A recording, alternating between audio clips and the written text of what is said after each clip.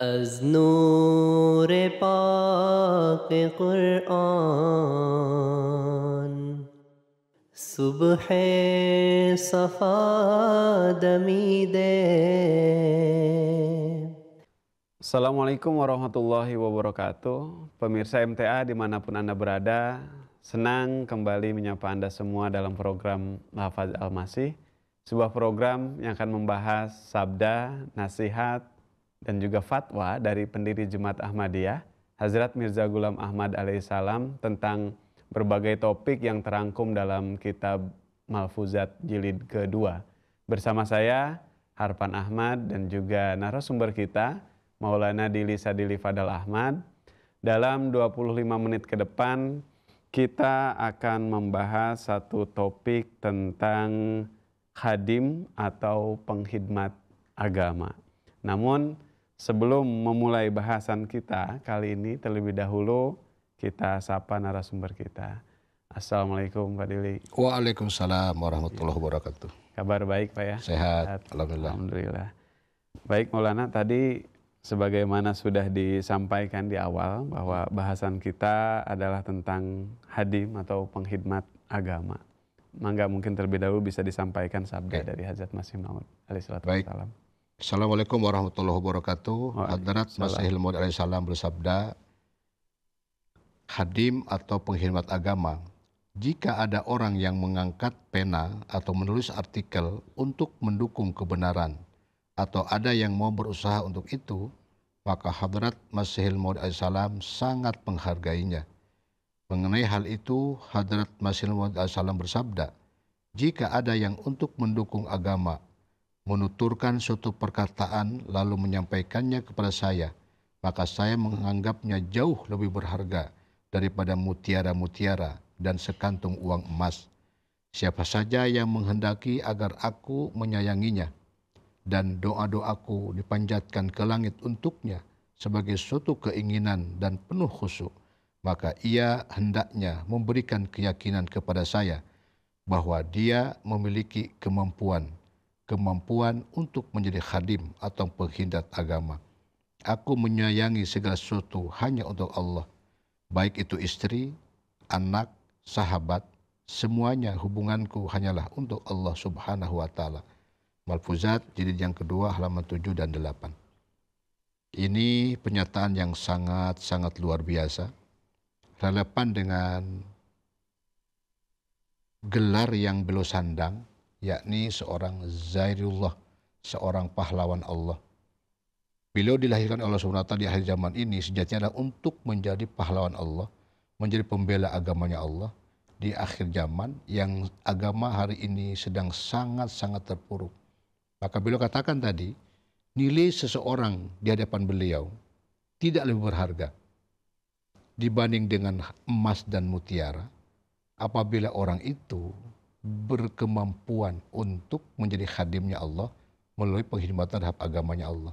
Baik itu melalui tulisan-tulisan yang beliau tulis untuk menampilkan keindahan agamanya, utamanya Islam, Allah dan Rasulullah SAW, atau mungkin artikel-artikel yang biasa untuk mengcounter dari serangan-serangan yang merendahkan Hadrat Rasulullah yang saat beliau lahir di India itu sedang sangat luar biasa. Di mana kaum Arya Samaj di Hindusan pada saat itu sedang menyerang habis-habisan tentang kemuliaan Rasulullah SAW dan Islam. Dan tidak ada satupun manusia pada saat itu yang mampu untuk menjelaskan, untuk membela kemuliaan dan martabat yang begitu mulia Rasulullah SAW kecuali Hadrat Mirza Ghulam Ahmad. Oleh karenanya beliau mengharapkan dari sahabat-sahabatnya ini tampil untuk seperti beliau tadi, mampu membuat sebuah sanggahan melalui artikel untuk menjadikan bahwasanya Islam dan Rasulullah itu adalah mulia di sisi Allah Ta'ala. Itu dari penjelasan ini. Masya Allah. Terima kasih Maulana untuk ulasannya tadi. Menggambarkan tentang bagaimana ya gairat ya Hazrat Masih Maud Wassalam tentang pengkhidmatan agama. Saya tertarik pada kalimat tadi yang dibacakan Maulana, di mana Hazrat Masih Maud Wassalam menyampaikan, jika ada yang untuk mendukung agama menuturkan suatu perkataan lalu menyampaikan kepada saya, maka saya menganggapnya jauh lebih berharga daripada mutiara-mutiara dan sekantung uang emas. Ya, tadi juga sudah disampaikan bahwa sabda ini merupakan gambaran dari pentingnya penghidmatan agama. Maka pertanyaannya, apa saja bentuk-bentuk penghidmatan agama itu? Dan bagaimana petunjuk Al-Quran dan juga Rasulullah SAW terkait dengan keutamaan menghidmati agama, Maulana? Iya. Kalau kita mengkaji Al-Quran, jadi penghidmatan terhadap agama yang terbesar, yang terus diulang-ulang. Bahkan kalau kita menelaah Al-Quran, perintah sholat dengan perintah infak, itu lebih banyak perintah infak. Perintahnya itu daripada sholat. Artinya apa? Penghidmatan terhadap agama yang paling utama pada saat ini, yang disuruh Al-Quran di awal-awal ayat, itu adalah tentang bagaimana dia mampu mengorbankan potensi yang Allah berikan kepadanya berupa hartanya dan juga berupa jiwanya. Kalau bahasa Al-Quran itu, A'udzubillahi minasyaitonirrajim, Innallaha ashtara minal mu'minina anfusahum wa amwaluhum. Sungguh aku Allah telah membeli kamu orang beriman. Yang pertama hartanya, yang kedua jiwa raganya. Maksudnya apa? Karena dua barang ini hari ini itu menjadi sesuatu yang sangat dikejar oleh semua orang. Sehingga tadi di bahasan yang lalu kita membahas tentang penyembahan berhala. Nah, ini dua berhala yang hari ini menjelma dalam diri manusia. Harta dan eksistensi diri. Nah, dua-dua ini kalau Allah dibeli. Jadi orang yang sudah menyatakan baiat terhadap Allah, berarti sudah menjual dirinya dan menjual hartanya. Terus alasan apa untuk ditahan gitu? Untuk apa? Kenapa mesti ditahan-tahan kan gitu? Jadi hari ini, coba kita perhatikan.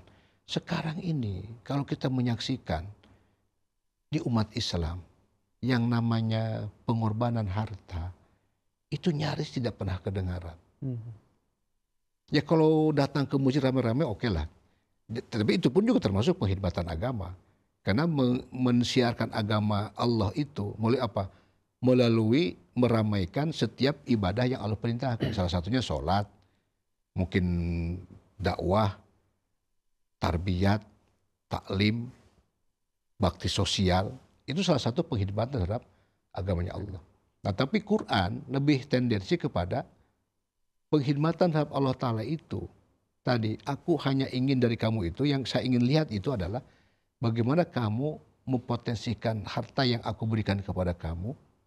Di ayat lain dikatakan begini, ha antum haula'i tud'auna litunfiqu fi sabilillah. Kamu adalah orang-orang yang dipanggil oleh Allah untuk menginfakkan setiap rezeki yang diberikan kepada kalian.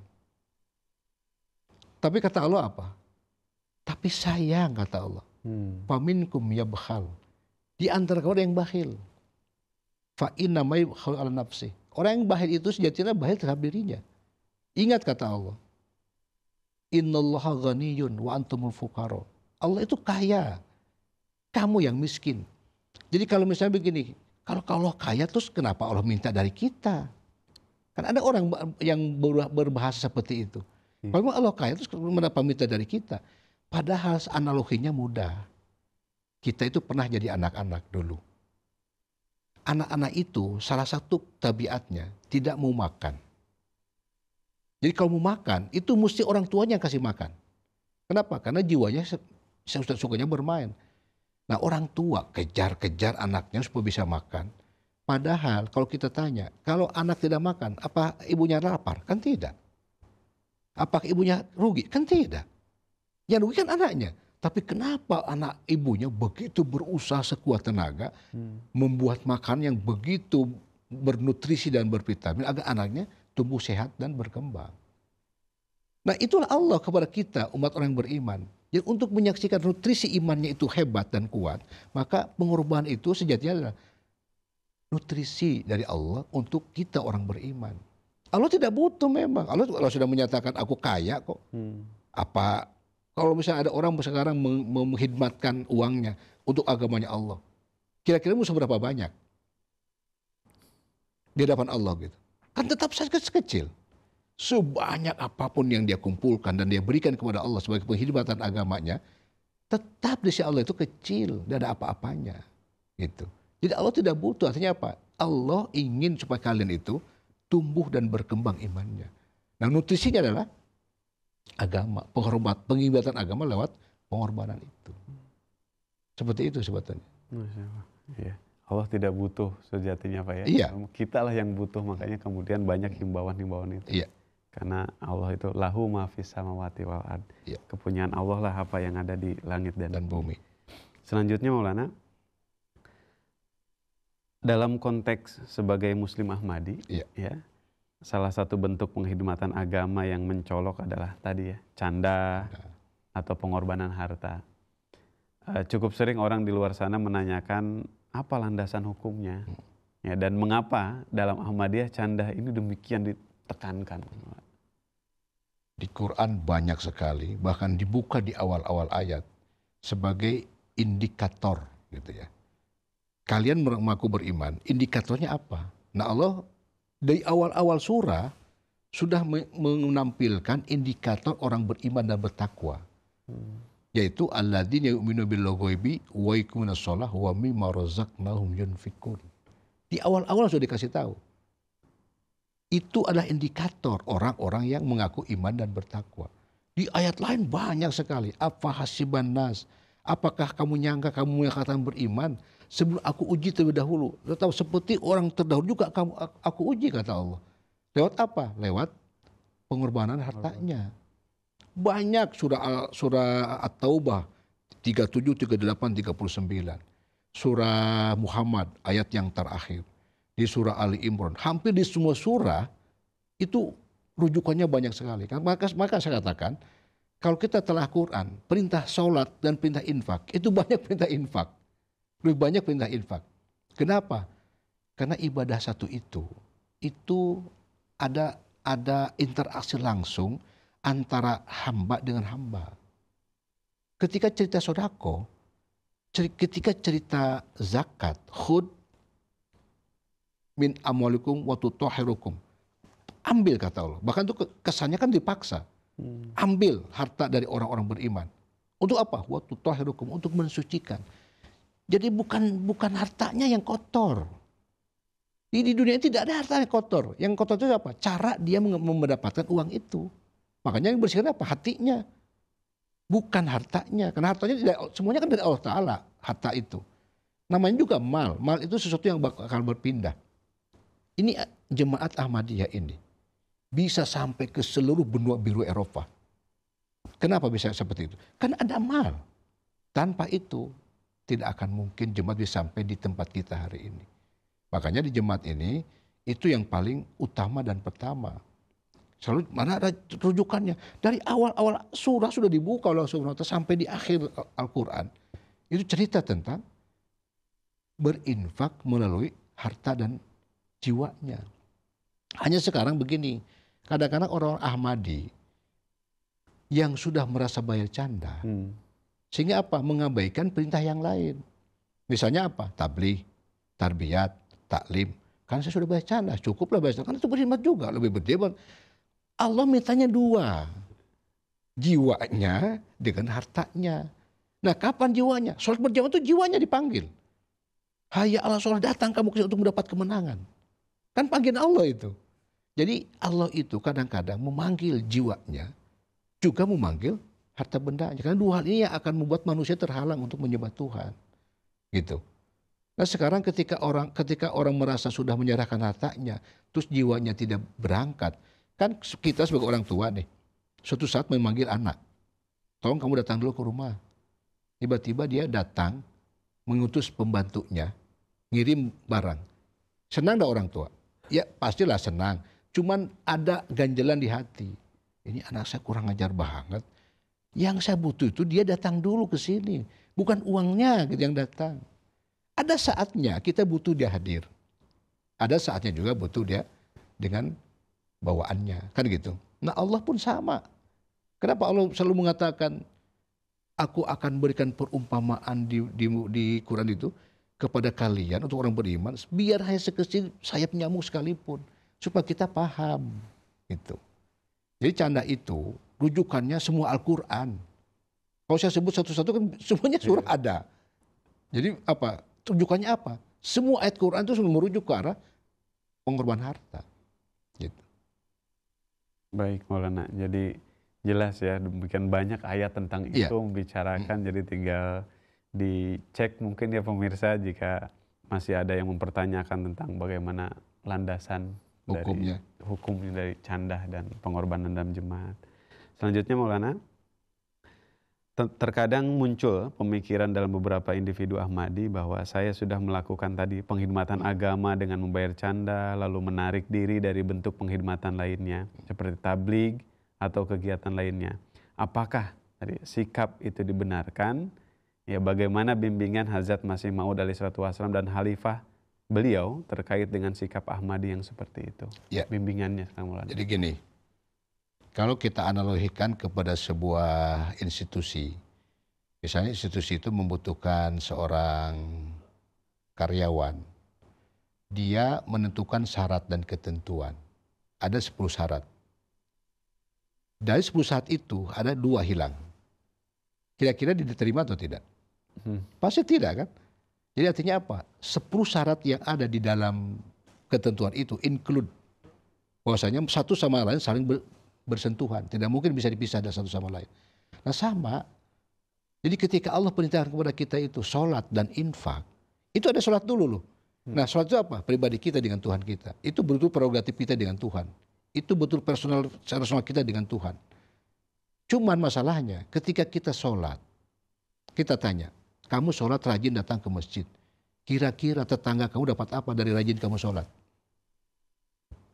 Geleng kepala dia, kenapa? Ya belum dapat apa-apa. Tapi coba kalau kamu bayar canda. Canda dikumpulkan di jemaat, dibelikan sembako. Kita undang besok satu RW, dia bagikan sembako untuk mereka. Bahkan mungkin ada orang yang sedang kelaparan.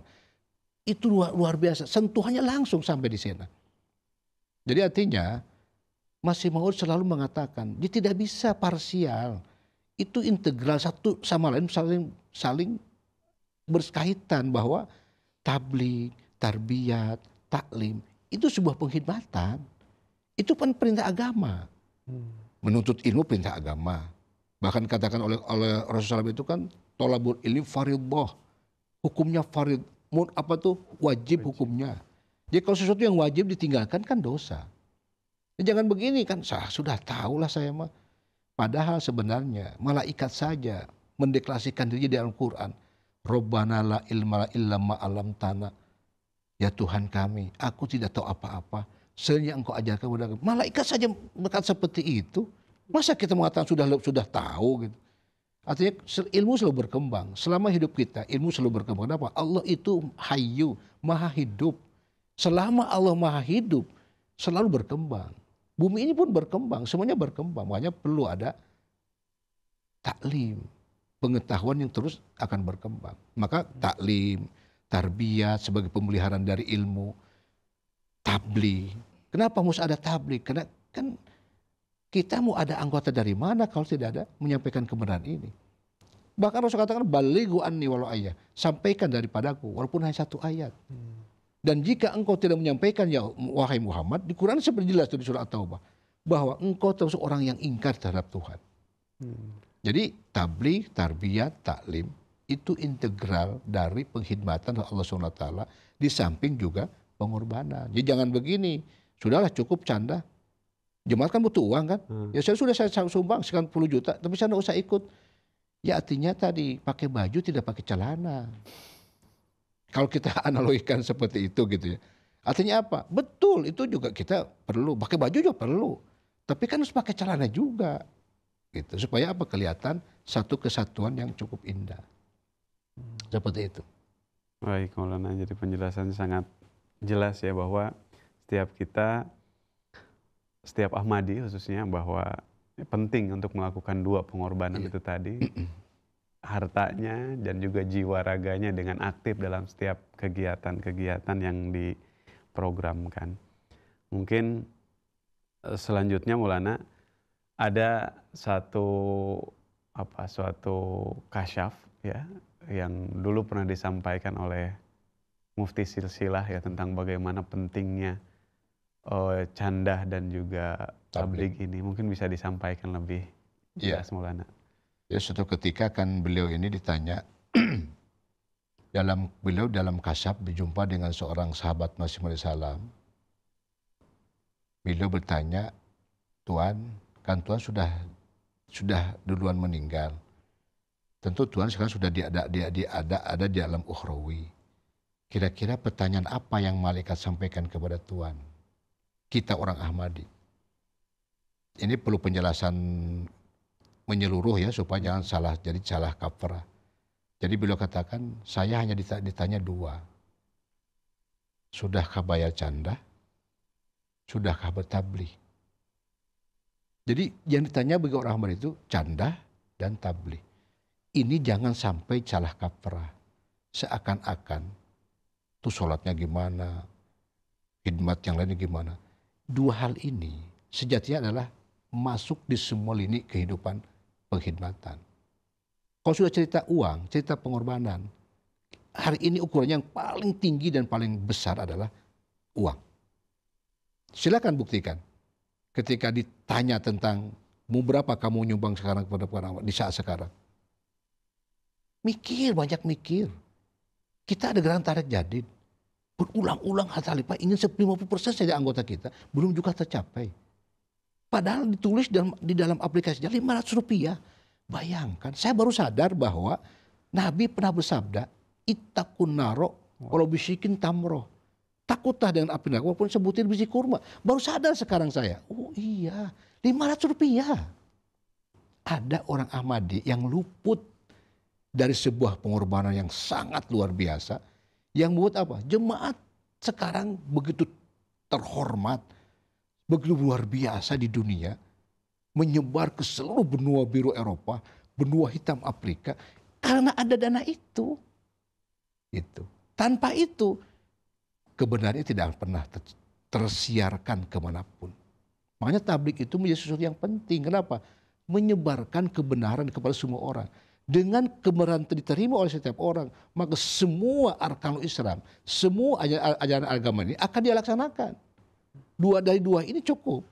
Makanya dari pengorbanannya, dari tablighnya, mereka akan melaksanakan semua perintah Allah Ta'ala. Jadi 2 ini dianggap sebagai pintu gerbang. Bukan hanya 2 itu maksudnya. Nah kalau 2 ini sudah dilaksanakan, selesai. Itu maksudnya. Baik Maulana, jadi jelas ya bahwa ada beberapa kewajiban yang juga harus dipenuhi ya, bahwa sholatnya juga harus ya. Tadi orang-orang yang sudah berkorban kemudian berani menyampaikan tabligh biasanya tanggung jawab kepada ibadah-ibadah lain juga sudah lebih terpenuhi. besar, lebih kuat. Ya alhamdulillah bahasan kita kali ini tentang hadim atau pengkhidmat agama telah selesai. Terima kasih untuk narasumber yang telah menyampaikan ilmu dan penjelasan yang sangat jelas, yang sangat gamblang. Juga terima kasih untuk para pemirsa yang sudah menyimak program Lafaz Al-Masih hingga selesai. Kami akan kembali dalam pembahasan yang berbeda tentunya di episode yang lain. Sampai jumpa, sehat selalu dan selalu dalam lindungan Allah Ta'ala. Assalamualaikum warahmatullahi wabarakatuh. Waalaikumsalam. از نور پاک قرآن